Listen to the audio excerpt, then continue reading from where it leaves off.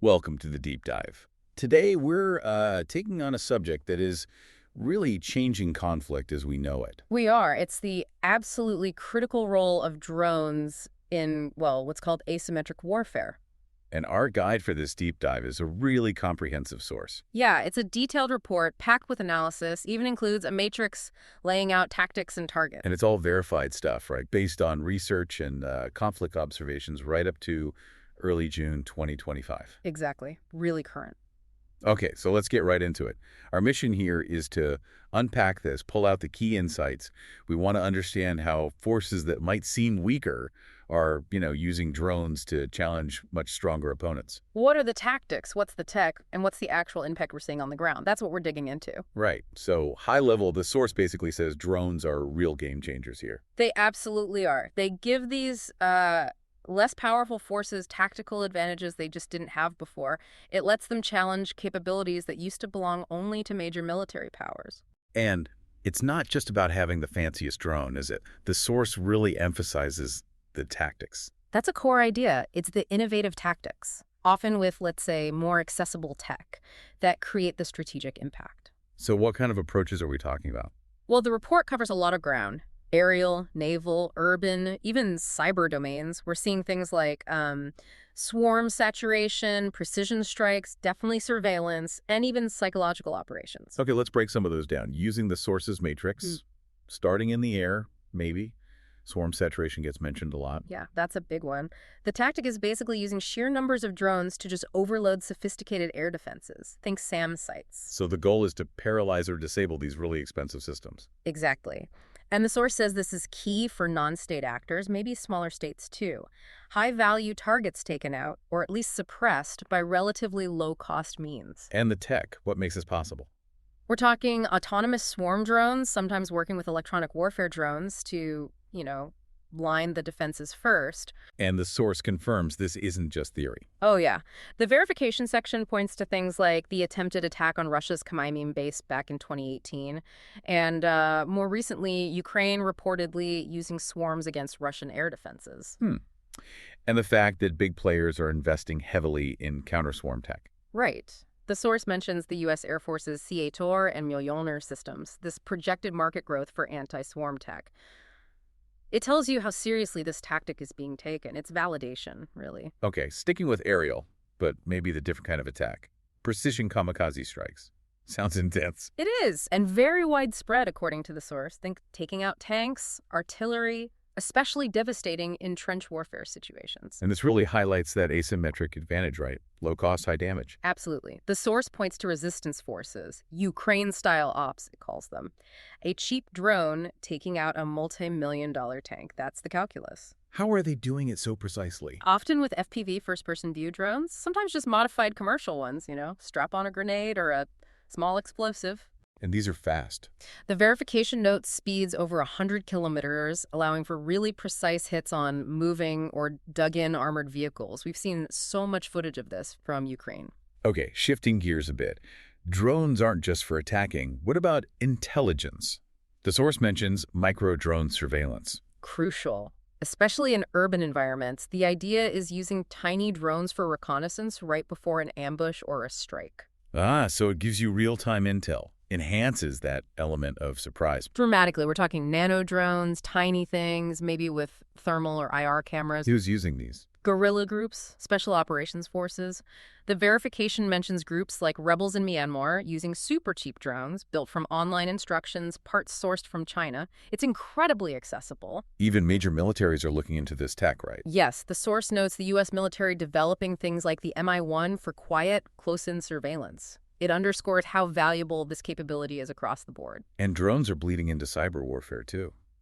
Drone-borne signal jammers. Right. Using a drone as a platform to carry electronic warfare payloads, specifically jammers. Why? What's the goal there? To disrupt enemy communications. Target command nodes, isolate units, sow confusion, delay responses. The report links this to sort of militant tech groups. So loading up drones with EW kit, like software-defined radio tech. Exactly. And the verification makes it clear this is a real issue. Jamming is a huge factor in Ukraine, a top countermeasure. Systems like Adrian being tested, Major militaries focusing on EW. It's a significant challenge. Then there's deception, using drones as decoys. Yeah, drone decoy diversion. It's an old tactic, updated. How does it work? You fly in drones that look like attack drones on radar, trying to trick the enemy's air defense into firing off their expensive interceptor missiles, deplete their stockpiles before the real attack. Clever. Who's doing this? The source suggests maybe state-backed insurgents. The tech involves drones mimicking radar signatures. We've seen this used. Verification points to Russia deploying parody drones in Ukraine, designed to imitate the Shahed 136s. Force Ukraine to waste valuable munitions. The source even connects it back to historical examples, like Israel in the Yom Kippur War. Shows the tactic endures. Okay, let's move to the sea. There's a hybrid tactic mentioned.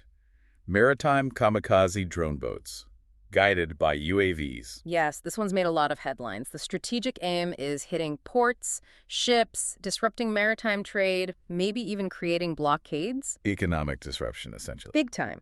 And the source points to proxy navies, like the Houthis, as prime users. So how does it work? A drone boat packed with explosives. Guided to its target by an aerial drone, a UAV providing navigation and maybe terminal guidance. And the verification. Stark. We've seen this repeatedly in the Red Sea with Houthi attacks. The source also notes China developing drone missile hybrids for naval use, so it's not just non-state actors exploring this. Logistics seem like another key target area. Targeted drone strikes on logistics. Makes perfect sense. Cut off the enemy's supplies, fuel, ammo, food. It's about choking their supply lines, causing attrition without needing a major ground offensive. Who's focusing on this? Rebel forces, insurgents, groups that might not be able to win a head-on fight but can bleed the enemy. Using what kind of drones? Medium-range attack drones, typically.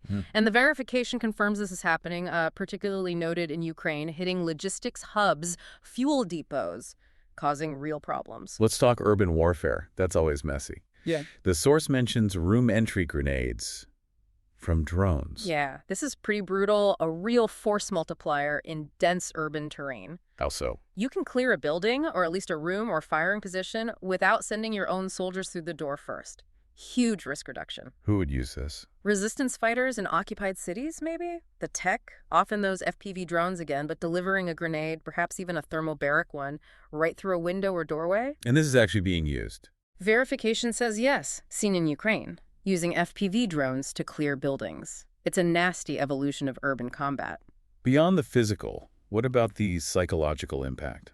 Continuous low-level drone buzzing. This one's interesting. Seems simple, but the goal is insidious. Which is? Inducing fear, constant stress, sleep deprivation. Basically, eroding morale and causing combat fatigue over time. Urban militias are suggested as potential users. Just the constant sound of a drone overhead. Exactly. The source notes it's maybe less documented in official reports, but aligns perfectly with historical psychological warfare principles, just using modern tech. A loitering drone making that unnerving buzzing sound day and night. Lastly, there's symbolic targeting, hitting monuments or HQs with drones. Right. The goal here isn't necessarily military destruction, it's political or psychological. Undermining the regime's legitimacy. That's the idea, narrative warfare. Creating a shock effect, maybe for international PR. Extremist groups are mentioned as potential actors. Using what? Small GPS-guided drones. Likely. And the verification gives a chilling example. Azerbaijan in Nagorno-Karabakh. Using drones not just to destroy military targets, but hitting high-profile spots, recording it, and using the footage as propaganda, weaponizing perception itself. Wow. Okay, so looking across this whole matrix, Yeah. the strategic impact seems huge. Undeniable. Drones are fundamentally shifting the dynamics in these asymmetric conflicts. They're genuinely leveling the playing field in many ways. Causing real economic damage, like with the ship attacks or hitting supply lines. Creating those supply chain nightmares for conventionally superior forces. And the psychological wear and tear. Can't underestimate that. The constant threat, the fear, the fatigue from these systems that can pop up almost anywhere, doing almost anything. It really speaks to their versatility. And the source emphasizes the sheer range of actors using them. Absolutely. It's not just states anymore. Non-state actors, rebels, resistance groups, proxy forces like the Houthis you mentioned, urban militias. It really is a democratization, as the source puts it, of this kind of air power or sea power in some cases. And technology isn't standing still. The source points to AI and swarms getting even more sophisticated. Yeah. AI-augmented targeting, better swarm coordination. That's the next wave. The source even mentions the projected market growth for swarm intelligence. hitting nearly $500 million by 2030. Driven by what? Things like better intelligence gathering, more innovative tactics that AI enables. It's all about making these drone operations more precise, longer lasting, more effective overall. Enhancing those asymmetric advantages even further. Exactly. And the source is clear through its verification process, drawing on current conflicts, that this isn't sci-fi. These tactics are being used now. They're being tested, refined, and are actively shaping military thinking and strategy today. So the big takeaway from this deep dive, looking at this source, drones offer these asymmetric advantages through an incredible variety of tactics across all kinds of domains: air, sea, cyber, urban, and this is happening right now, empowering actors who previously couldn't challenge stronger powers in these ways. It's a fundamental shift. And maybe here's a final thought for you to consider, pulled right from the source's analysis, particularly the verification parts on cost. Okay. It often costs way more to defend against these drones, especially the cheap kamikaze or swarm types, than it costs to launch the attack itself. Think about Ukraine trying to shoot down swarms of Shaheds. Right, that cost imbalance. Exactly. So given how fast the tech is moving, how accessible it's becoming, how does that fundamental cost imbalance change the future of conflict and defense strategy, even for the wealthiest, most technologically advanced nations?